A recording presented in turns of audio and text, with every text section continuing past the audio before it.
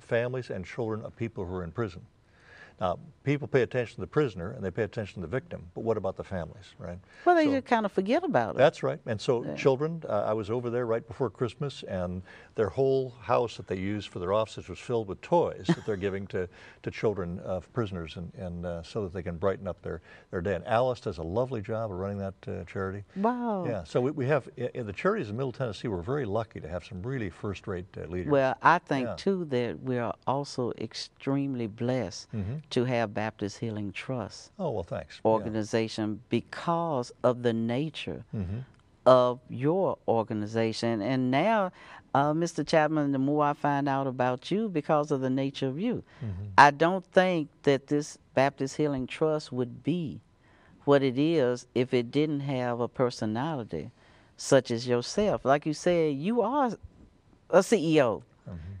Been there, done that, still doing that to some capacity, but you got heart. Well, that is just really refreshing. Thank you. And I know that it gives me a wonderful example to go by of, especially with me trying to step in those shoes of being a CEO over, of course, the Cervical Cancer Coalition of Tennessee. And I see now what you're talking about. You have made it much clearer, and hopefully we've made it clear to all the executives and CEOs out there. And it's not about giving up or making yourself look weak. I think a lot of them are afraid of that. That's why they want to put on this hard candy coated shell and go around with their noses up and say, no, y'all do this and don't get too close.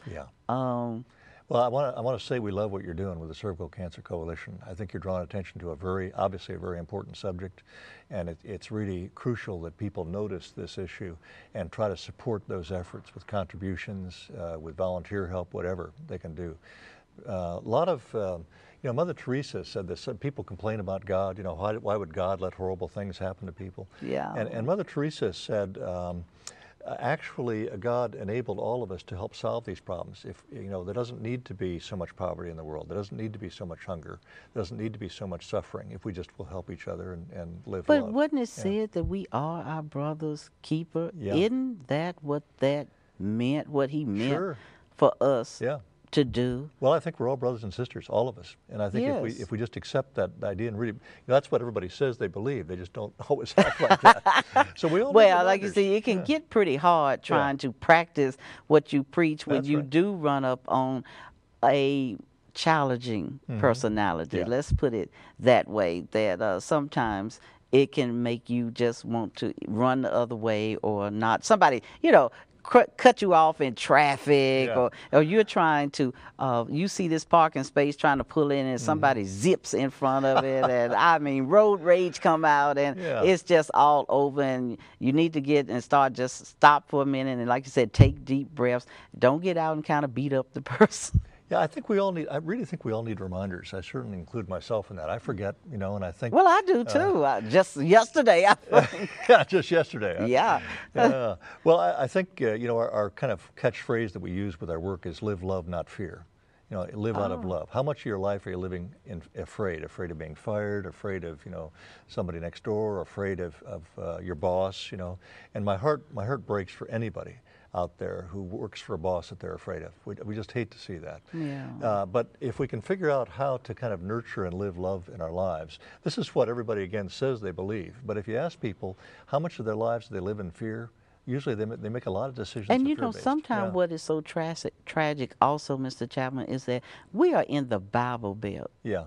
I don't know if, I know some people have never heard of that and may have never even heard of Nashville, but now they're going to get to hear of it because of YouTube. That's but right. We're also called the Bible Belt because we have so many churches here. There's a church on, sometimes you can, 2 or 3 on one corner, and then it's like, how can that be? And there's still like so much suffering and unhappiness and other stuff going on. And like, I don't know. It just it makes you wonder. Well, in every It one of makes you those, in every one of those churches, they would at some point be preaching the language from the Sermon on the Mount, which says, you know, love your enemies.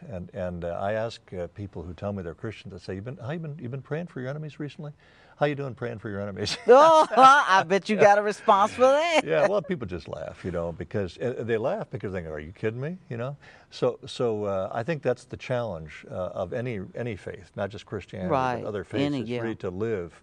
You know, the one thing about the loving care that we talk about is it's universal. It's a universal thing. I really believe, you know, what Paul said about that, St. Paul, that God is love.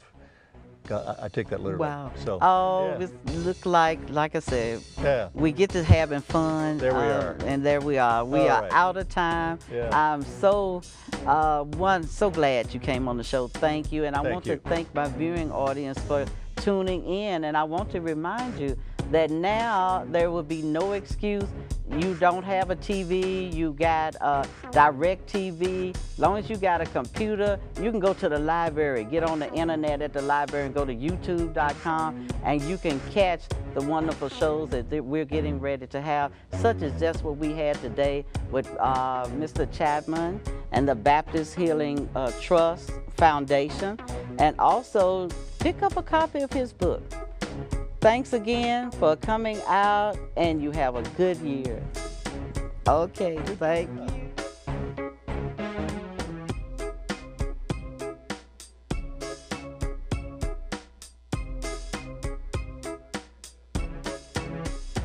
you.